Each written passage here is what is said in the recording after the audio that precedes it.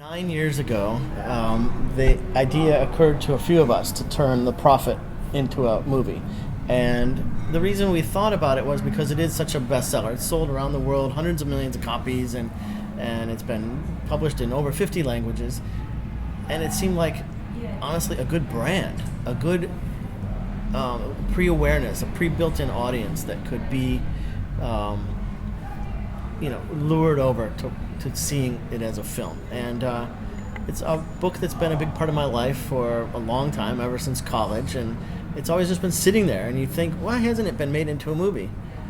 When you start to look at the book and analyze it from the point of view of turning it into a screenplay or a narrative for a film, you begin to realize why it hasn't been made into a movie. There's no story there, per se, that suggests this has a 3-act structure and it will be perfect for cinema. So it was a challenge, but it was an important book in my life and in the lives of a lot of the people who got involved in the project. So, with the novel, it's very abstract. So how do you go about kind of translating those abstract ideas in a way that a film audience can appreciate? I imagine that would be quite challenging.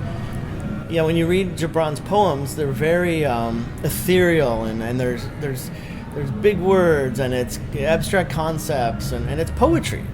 How do you make poetry a movie, right? And so we started by coming up with a great storyline that our director, Roger Allers, who did The Lion King, he crafted this wonderful storyline inspired by the book, which has sort of a beginning and a middle and an end. It's this journey of Al-Mustafa leaving Orphalese, this place where he's been for 12 years. And as he leaves, he's sort of imparting his wisdom. And in the book, there's these multiple poems and chapters on different topics. So in the movie, we converted that into actual real situations.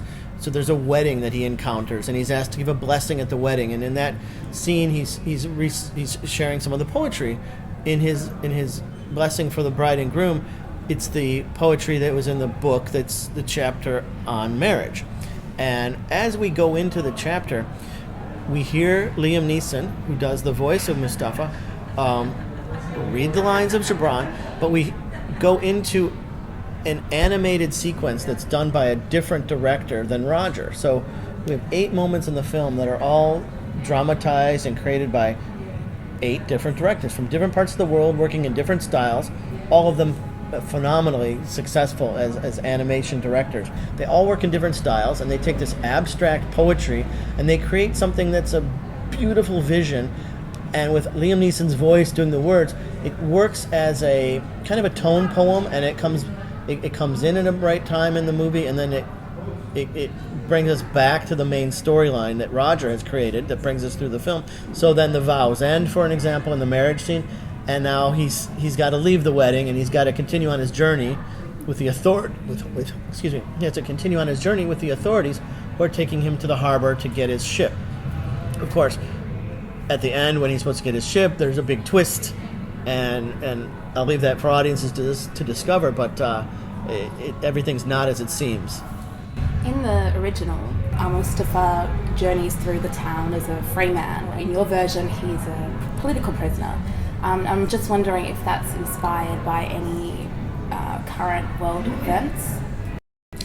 Our choice to make him a political prisoner as opposed to a free man as he's leaving Orphalese was driven by a combination of things. Roger brought the whole idea that when you look at the other writings that Gibran did, he was really persecuted to a degree.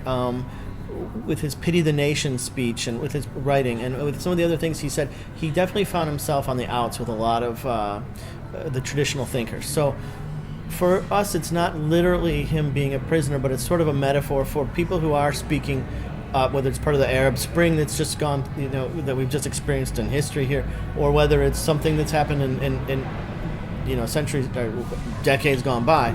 It's also a dramatic device that helps us give some tension to the narrative. And I understand that it took 8 years to get the rights to make the movie. Can you tell me a bit about that? It took about 7 or 8 years to get the rights before we even began making the movie. And to get the rights was complicated because when Gibran passed away, he bequeathed his estate to his hometown, the village of Bashari in the mountains of Lebanon.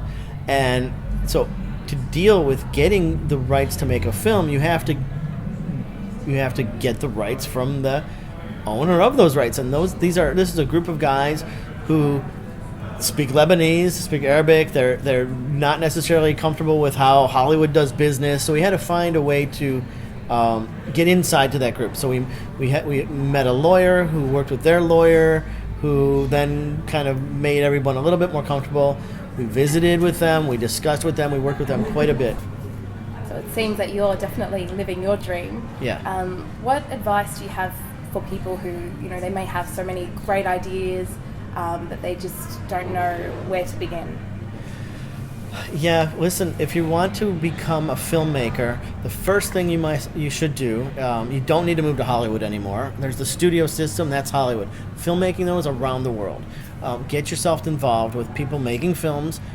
Get rid of your overhead for a year. Work for free for a year on films that are really being made. Don't let anybody abuse you or use you and in their little pipe dreams.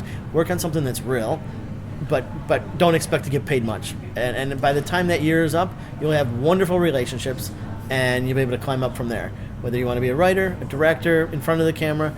Honestly, nowadays, it's not about resources. It's about being resourceful, because there's no limitations. There's ways to make movies in a day. There's ways to get them distributed through YouTube. So there's all kinds of... There's no excuse anymore.